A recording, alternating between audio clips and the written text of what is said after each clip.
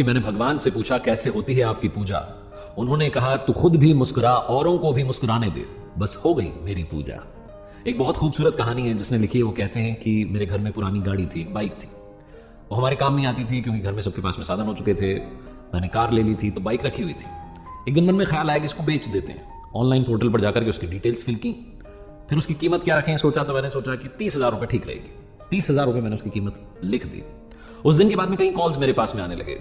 कोई इस गाड़ी की कीमत 15 बताता था, कोई 17 बताता था, कोई कहता था 22 ले लीजिए, कोई कहता था 25 ले लीजिए। 28 तक बात पहुंच चुकी थी, लेकिन वो 30 वाला कॉल आया नहीं था।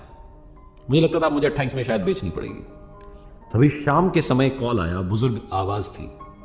बुजुर्ग व्यक्ति कह रहे थे कि आपकी गाड़ी का विज्ञापन हमने देखा, बेटा बता रहा था इंजीनियरिंग कर रहा है, आखिरी साल है, कभी पैदल गया है कॉलेज में, कभी बस से गया है, कभी धक्के खाते हुए गया है, कभी किसी की बाइक पर बैठ के गया है, लेकिन मेरे दिल में इच्छा है कि आखिरी साल में तो कम से कम अपनी गाड़ी से जाए। बाबू साहब ज़्यादा पैसे नहीं है, लेकिन आपसे दरखास्त कर रहा था, बाइक आपकी अच्छी लग रही है और बच्चे को पसंद भी आई है। वो कह रहा है पापा यही वाली चाहिए। आपसे हाथ जोड़ के निवेदन है, थोड़ा सा समय दे दीजिए, मैं पैसे लेकर के आऊँगा पूरे और गाड़ी लेकर के जाऊँगा, आप किसी को दीजिएगा मत। ऐसा बोलकर के उन्होंने फ़ोन काट दिया। मैं सोचने लगा कि उन्होंने ये भी नहीं कहा कि 15 में दे दीजिए, 18 में दे दीजिए। उन्होंने कहा पूरे पैसे लेकर के आऊँगा, लेके जाऊँगा। उनकी आवाज़ से लग रहा था कि वो बहुत ज़्यादा परेशानी में है, उनके पास में ज़्यादा पैसे हैं नहीं। शाम का समय था, घर में संध्या आरती होने वाली थी। पता नहीं मुझे भगवान ने क्या बुद्धि दी। मैंने कॉल किया उन्हें और कहा कि सर आप जहाँ कहीं से भी बोल रहे हैं, आप मेरा पता लिखिए और कल आ जाइए। कितने पैसे हैं आपके पास? तो उन्होंने कहा कि बाबू साहब 20,000 रुपये जोड़ पाया हूँ, थोड़ा सा और समय दीजिए, मोबाइल बेच दूंगा, कुछ सामान बेच दूंगा, 10,000 इकट्ठे करके 30 लेके आऊँगा। मैंने कहा नहीं, बस 20,000 रुपये लेके आ जाइएगा कल और गाड़ी लेके जाइएगा।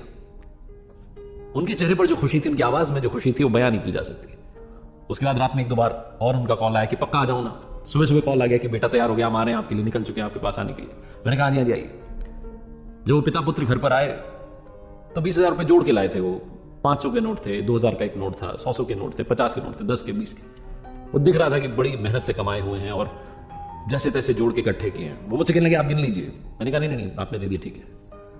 वो बाइक की दोनों चाबियां जब उस लड़के के हाथ में आई और पिता के चेहरे पर जो मुस्कान थी, मुझे लगा जैसे मैंने जीवन में सबसे बड़ी कमाई कर ली है। मैं अपनी गाड़ी को सस्ते में बेच रहा था, 10,000 रुपये कम में बेच रहा था, 28 का ऑफर होने के बाद भी 20 में दे रहा था, लेकिन मेरे चेहरे पर खुशी थी। वो जो रुपये लेकर के आए थे उसमें मैंने 500 रुपये की नोट उन्हें वापस दिए और कहा जाते जाते मिठाई खरीद लीजिएगा, क्योंकि मन में एक बात थी कि क्या पता इनके पास में पेट्रोल डलाने के पैसे होंगे, नहीं होंगे, अगर होंगे भी तो मिठाई खरीद लेंगे, थोड़ा पेट्रोल डला लेंगे। वो पिता पुत्र मुझे बहुत सारे दुआएं देकर के, वो जो बुजुर्ग थे वो मुझे बहुत सारा आशीर्वाद देकर के वहां से गए।